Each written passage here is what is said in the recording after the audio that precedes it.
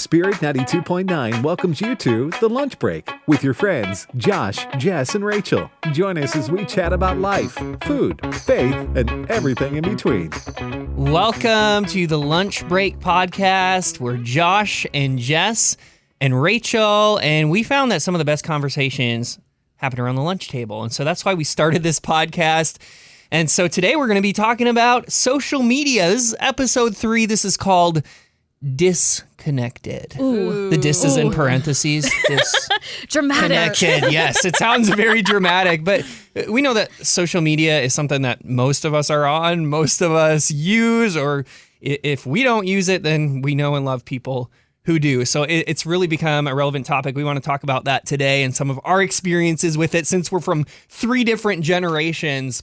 But before we get to that, what is in your lunchbox? Okay, usually we share what we brought for lunch, right? Because it's lunchtime, it's the lunch break. But here's the thing.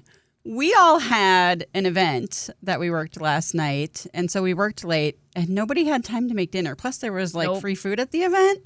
And so nobody brought lunch today. Sorry. Normally, we would share our recipes with you in our recipe box at spirit929.com. You can find recipes from past episodes there.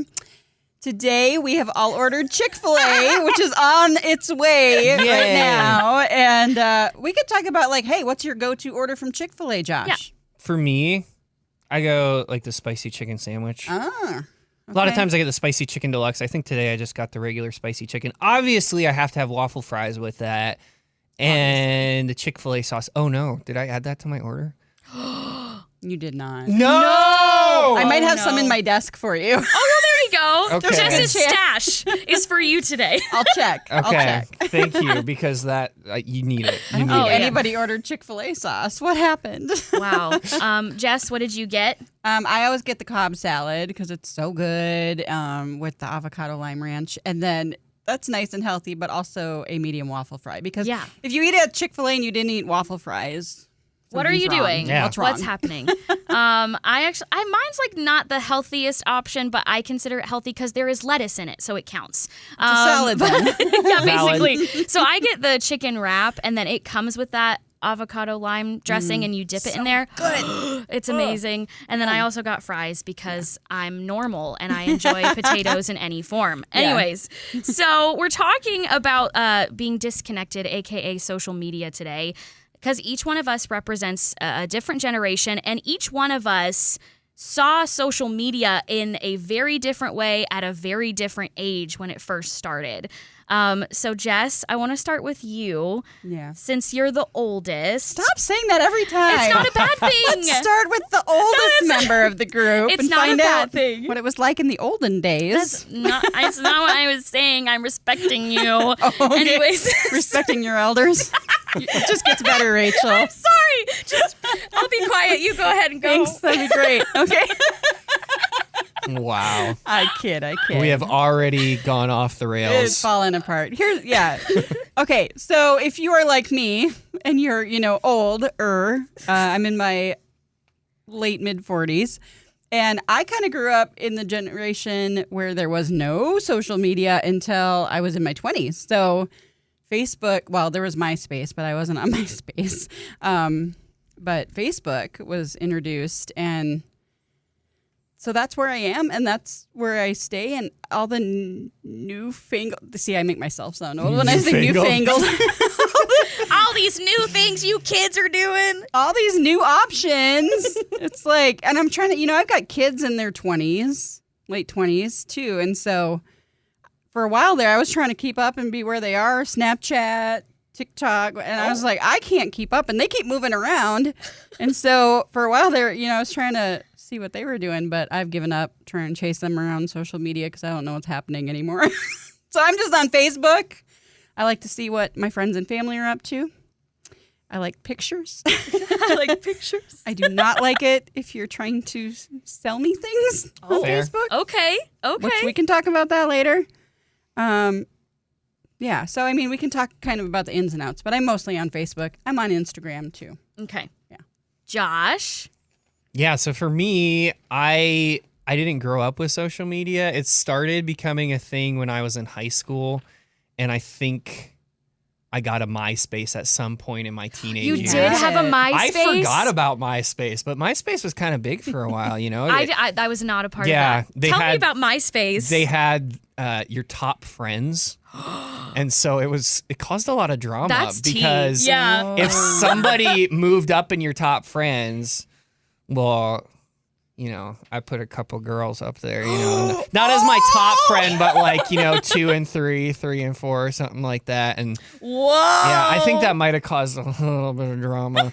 MySpace was weird. There Did were you a lot- pick them or it picked it for you, like No, based on you- who you talked to? No, you pick them. Oh. And you could change your top friends. So suddenly you're like, ooh. This is tea. If you're like, I've got a crush on so-and-so, well, maybe they move up in your top friends list. Or if you're like, you know what? This is I'm obsessed with this. They kind of said something mean to me. They could move down in your friends list. So yeah, it was very dramatic. So like on Facebook, you say you're in a relationship, but on MySpace, you would make her your top friend. Wow. Is that what you're saying? Yeah, though I think you could have your relationship status there too. It's Oh, been so long since I've been on MySpace. Is MySpace dead Does it now? Like, is it exist? alive? I think it's dead, right? I think there might be some remnant of it, but it definitely is not what it used to be. I don't know. We should dig that up after Wow. the show. But I got on Facebook eventually when I was probably 16, 17 years old, something like that.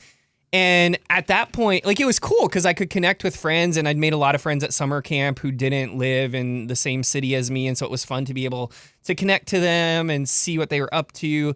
But at that point also, that was not pre-smartphone days. Like, smartphones had come around, or they were just sort of getting popular, but I didn't have a smartphone. And so I didn't have constant access to social media at my fingertips. I could go on Facebook on my computer, and I did often, but it really wasn't the way that it is now. And even Facebook has changed so much Yeah. since those like Changes all early the days of it. So it has been interesting because, yeah, I didn't grow up with it, but as a teenager, then it became part of my life, and it has been part of my life ever since. Yeah.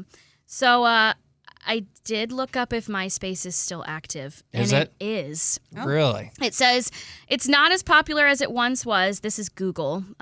Dr. Google is telling me this. So the site has changed from a social networking platform to a curated music and entertainment site. Oh. It's now primarily used by musicians and artists to promote their work and has a small but dedicated community of nostalgic users. Wow. We should see if we can find So- Josh on there and see who his top friends are.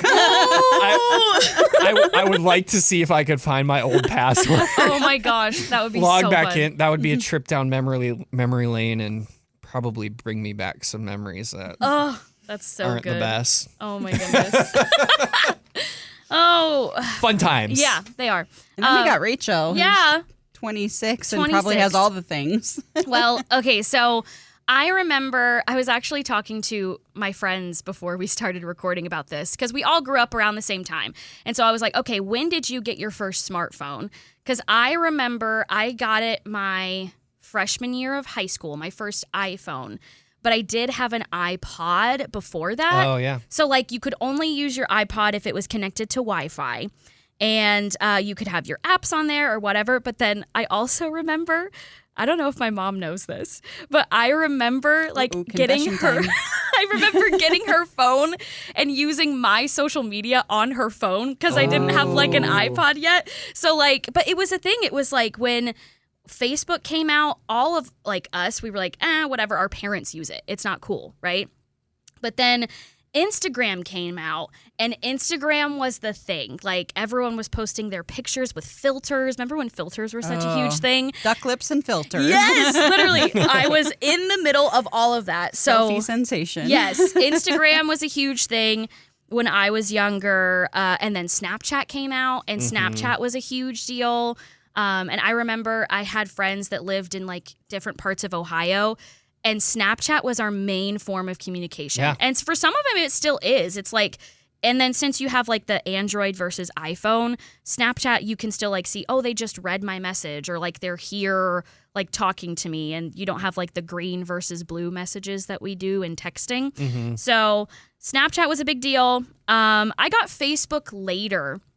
When did I get Facebook? I think it was like late my junior year of high school. I didn't have it. And then my mom was like, oh, well, you should get it so you can stay in contact with your friends after high school, that type of thing. But I don't really use Facebook as much as I do Instagram. Instagram is probably my number one. And then after that, TikTok, Snapchat, those are probably my main ones. But I remember I was so young at the beginning of all of this. And it really formed like how I viewed myself and how I viewed other people when I was younger. Like growing up with like seeing the picture perfect, like, I mean, same thing for like magazines, probably when you were growing up, of like, you see that, well, am I wrong in that? No. It's like, you see the picture perfect, like their life is completely put together, social media person.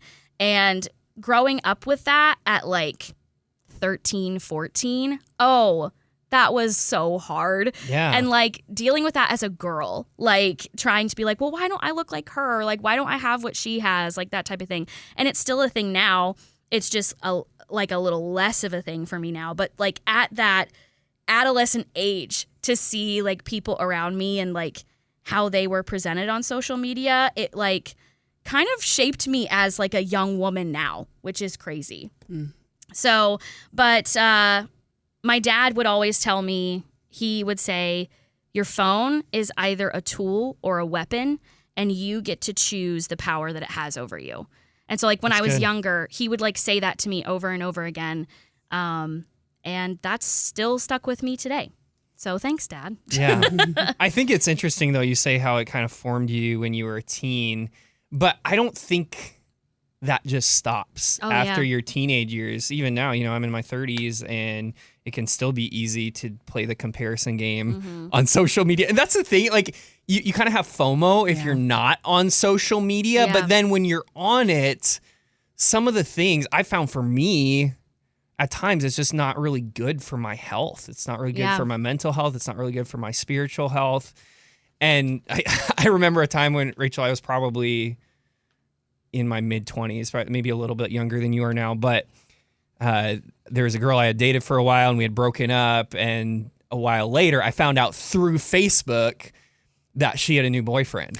Oh, and so then, first of all, I wouldn't have even known that if I wasn't on social media. And then, I start playing the comparison game in my head. I look at this guy's profile and I'm thinking about how he's probably all the things that I'm not. And it, that wouldn't have really happened without social media.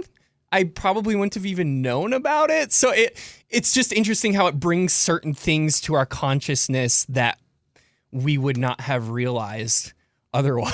It's true.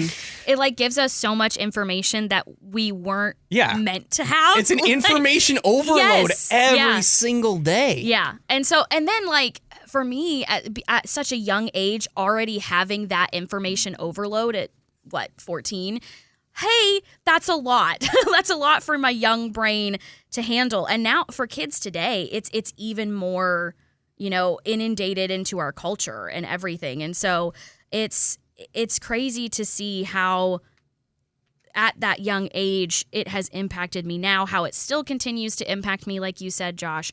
And we were never meant to have that amount of information at our fingertips, which is crazy. Jess, anything I'm to just add? listening.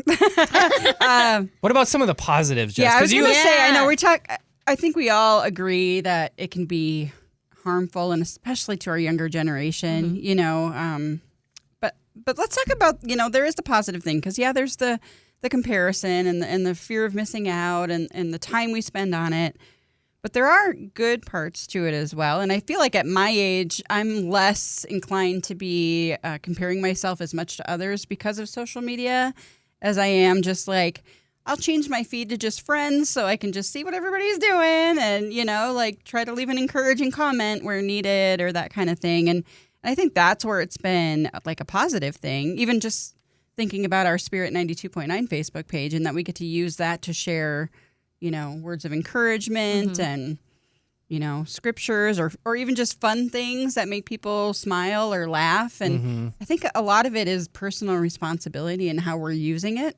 Yeah. We're accountable for the time that we spend on it, which, convicting myself. Yeah. Yep. You're convicting me too. Ouch. I know. I have a 6-year-old, and sometimes she'll say, Mom, can you put down your phone and just play with me? Ooh. Or Mom, you haven't looked at me in a long time. And I'm like, oh, okay, Yeah. But you don't realize, like, you just start looking and all of a sudden it's been 20 minutes, 30 minutes. And it's like, okay, so you have to be aware and be accountable for that. And, you got to be accountable for the things that you're looking at on there, what you're choosing to look at, follow. And you can use it for good. You can use it as a tool for good, kind of like you were talking about, or you can let it, affect you in a negative way. And so a lot of that is personal responsibility, in my opinion. I don't have this mastered in any way, shape, or form. I'm on there too much, and I shouldn't care so much about what some people I don't even know are doing, but I do, Yeah. And on the flip side of that too, just having that connection for being in radio, like knowing what people are thinking about, talking about, doing this time of year, it's really helpful too. So just trying to use it for the right things in the right way for the right amount of time is my challenge. But yeah, so I don't know. And the other thing is too, I'm mostly on Facebook.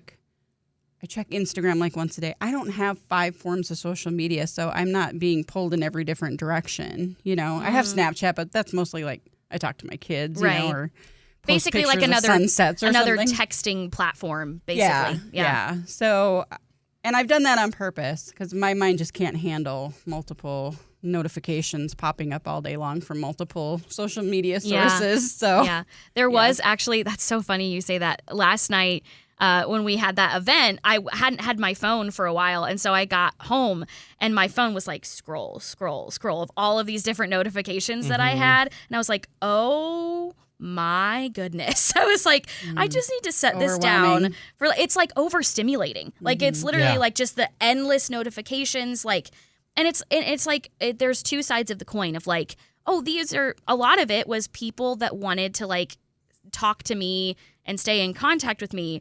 And then the other side of it is like, I don't have to be reached at every moment of the day. Like, it's like now that we have phones, there's like this feeling of like, well, we're always accessible. And so it's like, but it's okay for us to have that boundary of like, I'm actually not accessible right now and I'm going to put my phone down and tomorrow is another day, And so like, it's the same thing. Like I have tried really, really hard with like, using social media and my phone in general of like, these are the hours I'm going to use my phone and these are the hours I'm not. And I'm not perfect at it. I'm still really, really working on it because it is hard. And it's like, I was talking to you about the phantom reach. Like I'll be reading a book and I love to read, but I'll just start reaching for my phone. And I'm like, what am I doing? Yeah. I literally have entertainment in my hand. I'm reading it, but I have this like compulsion to reach for my phone. And Totally. It's like, why do I do that? It's like this mental, I don't know what to call it, like this thing of like, I need to be distracted from being distracted. We've trained ourselves that way. Yeah. And so, but it's like, I'm trying to break that. And I've done the whole thing of like leaving my phone in the other room, like turning it off, like all of that. And I'm still figuring out how to make that clean break. But as far as like scrolling on social media, I have gotten to a place where it's like, if someone, like we talked about comparison, like if someone makes me feel a certain way, or if there are certain things I know are going to make me upset when I see it, or make me feel a certain negative emotion, mute, block, do whatever I need to make it so that I'm not overthinking, hyperfixating on whatever that person or that thought is.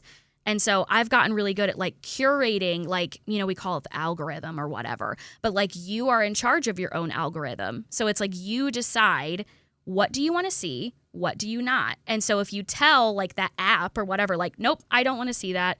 Nope, this is blocked. This is not. It will eventually get to a place where it's like, I only see what I want to see. And so that I don't get upset when I open the app. Does that make sense? Yeah. Yeah.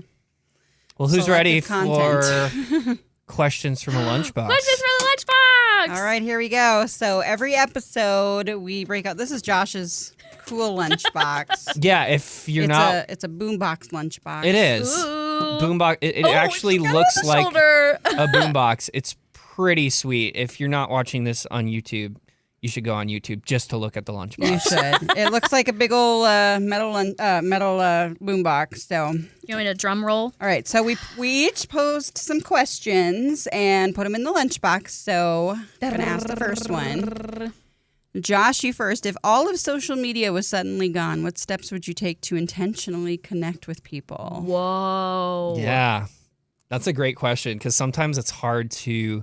I said that's a great question. It was my question. That's a great Wow. question I asked. Good Wonder job. who asked that. Good Wow. job, me. But sometimes it's hard for me to even imagine pre-social media days. What did we do before then? But we did have to be a little more intentional about connecting. Now I do remember emailing people back in the yeah. day. Emailing not just for work, but emailing to stay in touch with people.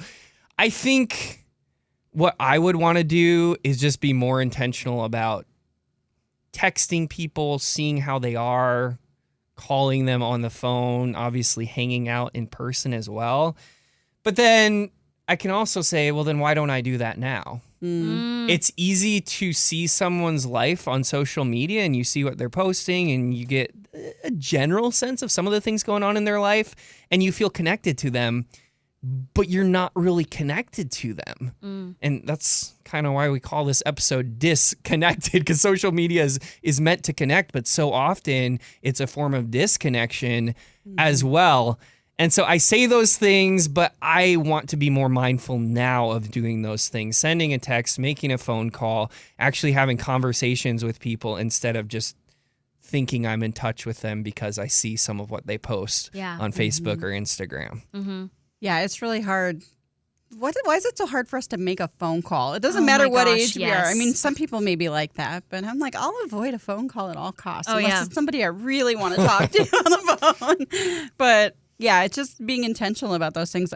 Something I'll try to do is like I'll think of my friends, and I'll go through my phone and just through my list and just text people like, hey, thinking about you, praying for you right now, and then obviously pray for them right now. Yeah. Or if I see somebody post something that indicates they're going through something difficult, on social media, then I'll just send them a message or even just, like, hey, praying for you, a comment on there, because it's just a deeper point of connection than, I mean, if you walked up to someone, you're like, how are you? And they said, oh, life's been hard lately. And then you just turned around and walked away and didn't say anything. We would never do that, right? But that's kind of what social media is. It's like, let me know what's going on in your life, but I'm not going to say anything. So just being intentional about that, making those connections, and then obviously being with people, But if it all went away, be a lot of texting and phone calls again. Yeah. Yeah. I think it makes me even think back to a time where we didn't have cell phones. Like we had landlines or we didn't even have phones. So we would like go to people's houses. Like Yeah. that was the norm. Or you would see people at church or your community group, whatever it is. But that thought seems so foreign to me because I was so like my growing up was so, I guess, media focused. And I'm like thinking about it. I'm like, I don't know if I know what I would do because I'm so used to what I've grown up with. And so I think for me, I think calling and texting would be a big thing for me. But like outside of social media, I FaceTime so many people Sure. because it's not just words on a screen. It's like there's their face and I can see them and I can hear them. Yeah. And that's like a whole different level. And it's like, even if, my parents don't live here in Minnesota, I have friends that don't live here in Minnesota. So like to just have them looking back at me having a conversation, that's like, I'm very thankful for technology in that way because I can still see them and talk to them. But I have learned there is truly nothing like just spending genuine time with people. It's actually one of my love languages is like quality time. And so like I thrive in those times where like I can literally just sit and have a conversation with someone, go over to their house, have dinner together, whatever it is. And so I think for me, if social media was taken away, I have to have that one-on-one personal time. Those times where you go out to dinner together or whatever it is. So I think I would try to be way more intentional in that way of being face to face with someone. Yeah. Okay. Next. I'm just looking at the question. That one, pick which one I like here. Hey, that's cheating. No, it's not. No, it's not. Okay, we'll go with this one. Oh my goodness. Have you ever taken an extended break from social media? And what was that experience like, Josh? That's a great question. That was also my question. Oh my God. You're picking all of Josh's questions. Good choice, Jess. I don't know that. They don't have names on them. To answer Josh's question, Josh's excellent question. yes, I have taken extended breaks from social media. I took one this year for maybe not extended, but it was probably 2 weeks, maybe a little under that. And it's interesting because I think I found myself, wanting to go on and check Facebook, but it's like, okay, I had actually deleted my account at that point, or deactivated it. And so I couldn't just go on there and check Facebook. I couldn't just go on there and check Instagram. And I think it was a little bit harder at first. And then as time went on, I got more used to it. And it wasn't so bad. Okay, what am I really missing out on here? I'm still spending time with people. I'm having good times with friends. I'm having good conversations. I don't really need to know that badly what every acquaintance in my circle is doing. So it was a good experience. And I don't have Facebook or Instagram on my phone right now. Now I can technically get to them through the browser. I have done that before. Not saying I'm proud of that, but I have done that before. But I don't have the apps downloaded on my phone. Good for you. And it's good.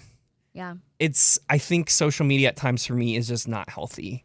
And there are points I like about it, and there's points of connection, but sometimes for me, and that's kind of what we were talking about earlier, you kind of all have to make your personal decision in regards to social media. And sometimes for me, it is just not good for me on multiple levels. And I don't have it on my phone right now. And at least for the time being, I'm going to keep it that way. Good for you. Wow. You're inspiring me because I've never taken a break, which is so horrible for me to admit and say. But I guess it's just because it's just been so much of my life for so long that like I have had friends who have done like the clean break and they take off like a month or whatever it is. And I have never done that. And I have always wanted to, but I think I've just been scared to take that step because it's that fear of missing out. Like that is so strong for me.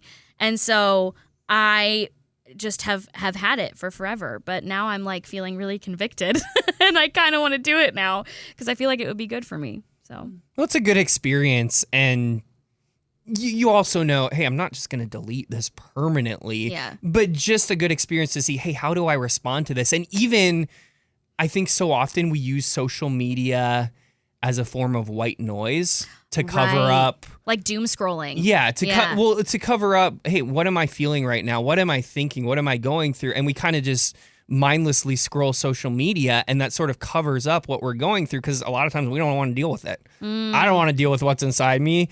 And so when you take a break from that, it can reveal some of those things and be like, okay, just be curious about yourself and what are you experiencing in that break? Yeah.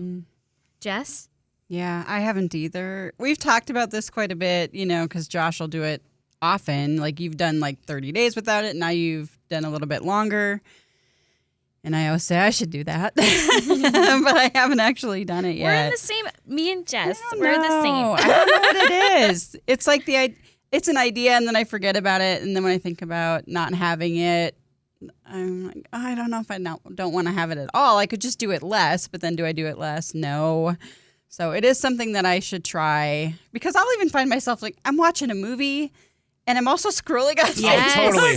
I've Yes. done that many times. Yeah. It's just like becomes such second nature. Yeah. And I'm not giving full attention to either. So it would be interesting to see what intentionally taking a break from it, getting rid of it for a while, like what would I do with that time? What would I do with my mind? You know, because I think you're right. It busies our mind, right? And we don't have to think too much. And when I get home at the end of the day, I'm exhausted. I just want to sit on the couch and scroll Facebook or whatever. So, yeah. So haven't done it yet, but maybe soon. Yeah. Well, I don't think it's something you need to feel guilty over if you Yeah. haven't Thank done you, it. because I've been feeling guilty. Let me just say that. But if you come to a point where you're like, I feel like this isn't super healthy for me, then Yeah. just there's nothing wrong with taking a break. Yeah. And you're probably going to find, you know what? I really didn't miss that much that I actually needed to know. But you've got to be ready for it. So Yeah. if that point comes, then yeah, go for it. Okay, I'm going to ask one more question, but hang on. Our Chick-fil-A is outside the door. Oh, grab yes. So we're actually having lunch during the lunch. Wow. Oh, goodness. Oh, here we go. Here Our we go. Chick-fil-A is now in the studio. I'm so excited. My stomach has been grumbling this entire episode. As we're recording this episode, it is in the noon hour right now, Yeah. so it is definitely lunchtime. Hey, Chick-fil-A, if you want to sponsor our podcast, This is not sponsored, but Chick-fil-A, if you're listening, we would love to have you as a sponsor. Hey, hi, Yes. Chick-fil-A. Oh, we love goodness. you. We visit you often. So, are we going to do... Oh, it smells so good Okay. in here now. I know. Let's do another question here. Okay. We're closer and closer to eating. That's similar. Now I'm like self-conscious. I'm like, she didn't like my questions. No.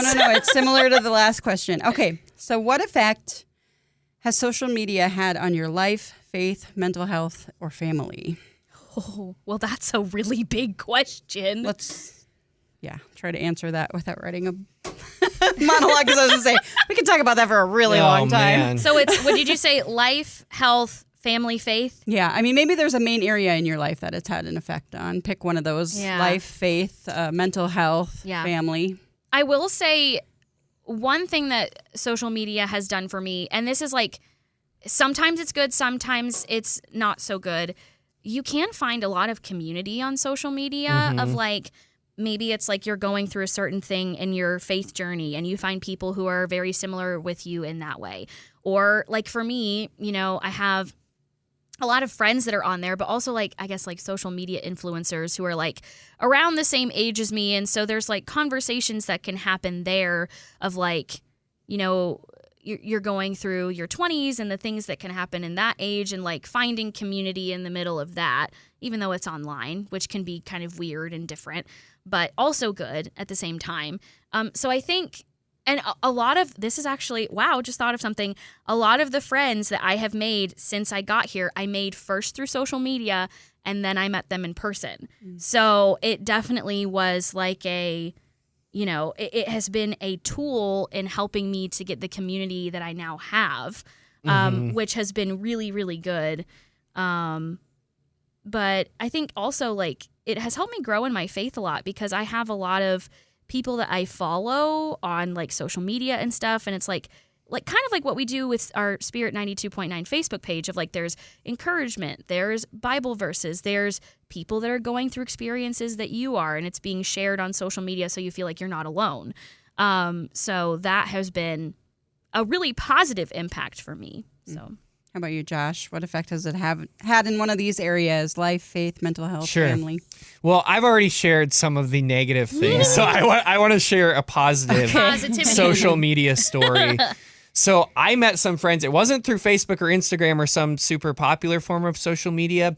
There was actually a social media comment section on Packers.com. Oh, And I am a huge Green Bay Packers fan because I was born and raised in Wisconsin. And so I started chatting on there pretty much daily.